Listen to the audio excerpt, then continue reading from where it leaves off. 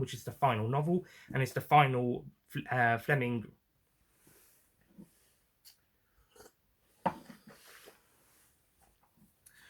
And was slap bang in the middle. So the plots of each of these stories, the most notable thing about it is what it does tie in with the two. The most notable stuff about this short story, in the gen, I think what gets most noticed in the, I think the stuff from this short story that it gets the most notice by people who wouldn't really be aware of the short. I think what gets most, we'll get back to, and we'll get on to film comparisons in a bit. So, and we'll get to, but there isn't really that much Bond going on with it. It's not very long, but the reason it's low is because, but the reason it's only an 8 is because Bond's not in it that much. And also the slow's a bit.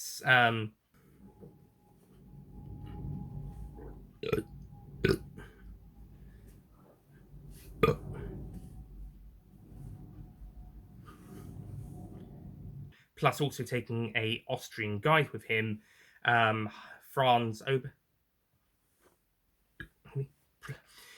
The main plot when he is given him a week to settle his affairs, etc.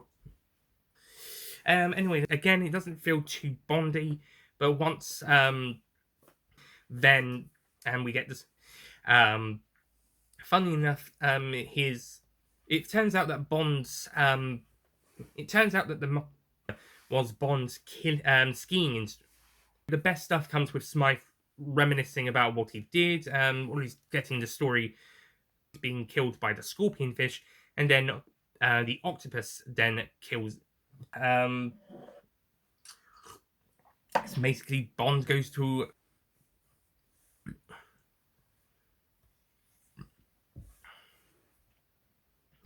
onto the property of a lady, as he follows the Fabergé egg from.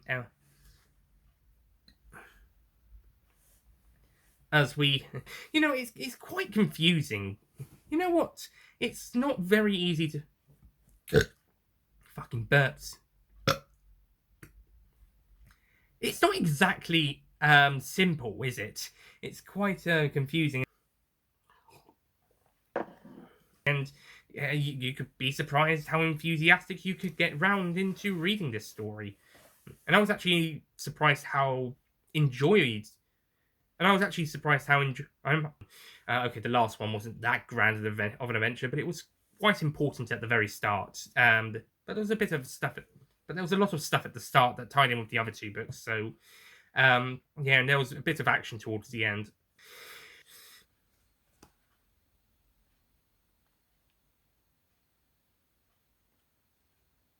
Sender, who is he's more of a older Sender, and Bond and Sender are in this.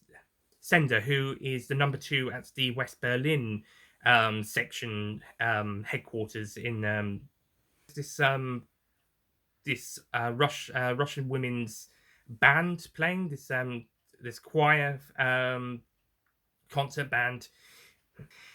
And that's basically the plot of The Living Daylights. Again, it's not an awful lot, but it's a really great espionage spy story. This really does feel like James Bond. This is a really great James Bond story, whilst the other two could be any old espionage or spy or crime thriller short stories. The Living Daylights really feels more like a Bond story. And now we get on to probably the most Bondy short story of the James Bond short story.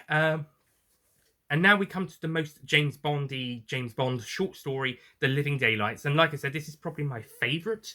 And I'm going to talk about the comparisons with the film.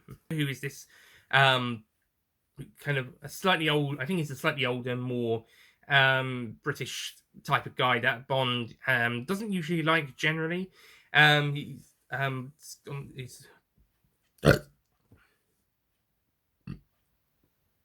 no, sorry.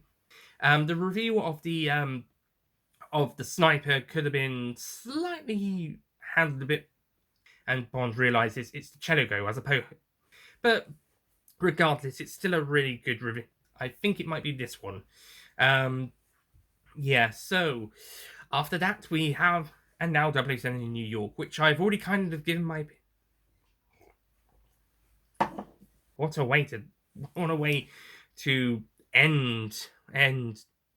Okay, so the plot of 007 in New York is that James Bond is sent by M to warn a former British MI6 agent worker, and needs to get away somehow. Which is instituted. Then yeah, it's fine. Just it's fine as it includes, but we don't really focus on where he would. I think I'm not sure, but he might have done an unfavorable review. Okay, maybe this is one of the ones that was going to be one of those television episodes for the American network, but it's too short to be a 50-minute episode. Maybe a 25-minute episode, but actually, I think this one was written after that because those episodes I think were the only ones. Actually, I think only four. Actually, I think the only ones that were written for the television network were 4 of the 5 ones that ended up in Few Eyes Only, and then Fleming added Few Eyes Only, and all 5 of those went to that book. But maybe he liked writing short stories so much that he wrote some short stories for other people that could be published in other things a few years later, and that's where we got these short stories and the 5 unreleased ones. But yeah, this one just feels unnecessary. It just feels like just there. We've got the potential for a great story with all this stuff being part of that great story, but we don't actually go there. We don't actually do anything. We don't even have Bond actually meeting the woman properly. Maybe towards the end, but not properly, and that feels like a big disappointment and letdown that we just don't really have a proper Bond story. It's just, I don't even know how to describe it. It's just there.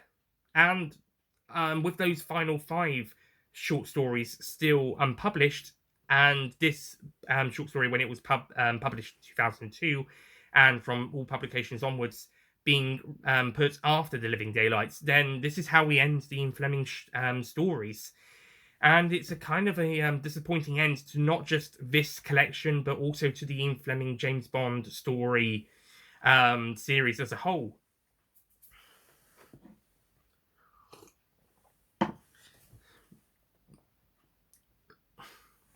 So that's the plots of those books, and also my opinions on 007 in New York. My opinions on Octopussy. Okay, and now back to 007 in New York. I kind of already given my thoughts and opinions on this when I talked about the plot, because they're one of the weakest of the overall short, something more than akin to what happened in perhaps from it's basically nothing. I mean, what we do get isn't, I will give it credit, what we do get isn't too bad, but because there was so much wasted potential, but as it stands, this is a really disappointing ending to the Ian Fleming James Bond stories. Not only but it's also a disappointing ending to the Ian Fleming James Bond stories series, books and short story. But it's also a disappointing ending to I think it's just before Living Daylights, shortly after Majesty's chapters 1 to 5. Actually, but as of 2021, or at the time of March,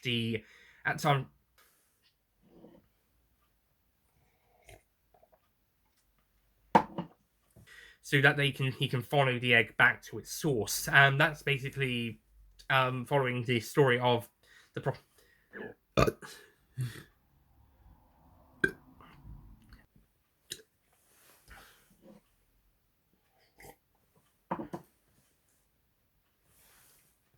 overall, whilst this apart from maybe France and Spain and Portugal, possibly Italy as well if they're lucky. But yeah, it's Russia's, or at least. So yeah. Onto The Living Daylights. Once again, an element of this short story is used in this film, but it's not. Once again, an element, especially the first 4 and Majesty's and Casino, but in that film, and a bit more confrontational and a lot lot more fun and more interesting. So the stuff with Bond and Saunders in their little flat it's actually in the capital of Hungary. It's actually set in the capital of Hungary, whose name now currently escapes me, but I'll put it down in the Bratislava. The story is that it's now set. The story in he can be in anywhere he likes, just as long as is the very end where Bond says he doesn't mind. As it is, Living Daylights basically does what the as it stands. And of course, it's coming out in 1987, but when thing. So yeah, so the Living Daylights really nice, and it just starts off a really. But the character Solange is given the name. The next book, Colonel Sun, the first continuation novel, has more tie-ins with one of the two of the official series films, The World's Not Enough and Die Another Day, more so than this short story does with any of the films. Though to be fair, considering this short story, not a surprise. When I review Colonel Sun, I will mention how it ties into The World's Not Enough and Die Another Day, which are the only two Brosnan films that has anything from a book, but it's not from a Fleming book. So none of the Brosnan films have anything from any of the Fleming books. But even the Living Daylights the Living Daylights alone makes the getting it into a full blown connecting them. Both Living Daylights and Trigger Mortis are a bit different. Especially the penultimate story, that was brilliant. Between Ian Fleming between the books released between the book and that is I haven't got any of the Raymond Benson ones though, so that one we might stop there and just go on to the spin-offs after. I haven't got any of the Raymond Benson one yet, and I'll probably go on to the spin-off, or at least the Young Bond. But yeah, as for the first series, but yeah, next. And it will be the first novel to be written post-Eam. So, thank you so much for watching this review of Octopussy of the Live. So, thank you so much for watching this review of So, in the 2015 film Spectre, which is the 24th Bond film, by the way, Living Daylights will be 15th when I get around to talking about that, and Casino Royale 21st. But the element of that short story is being taken from. Okay, also one of the. Okay, so I'll go back to my. Okay, back to the review. Note to self: may need to remember this. Note to self: if you ever want to make these. Okay, back to the review. Note to self: if you ever want to make these types of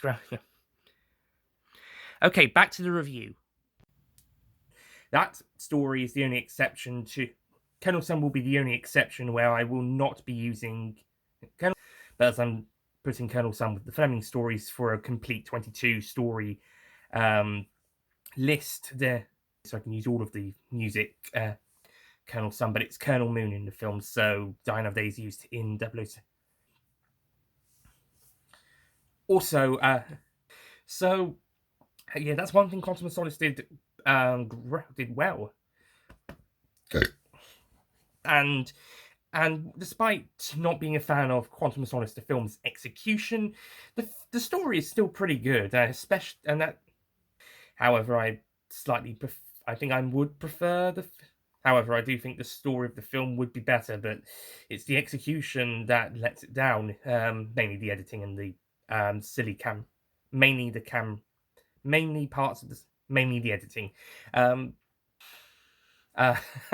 not sure if that's yeah. I don't know if I don't think many people would have.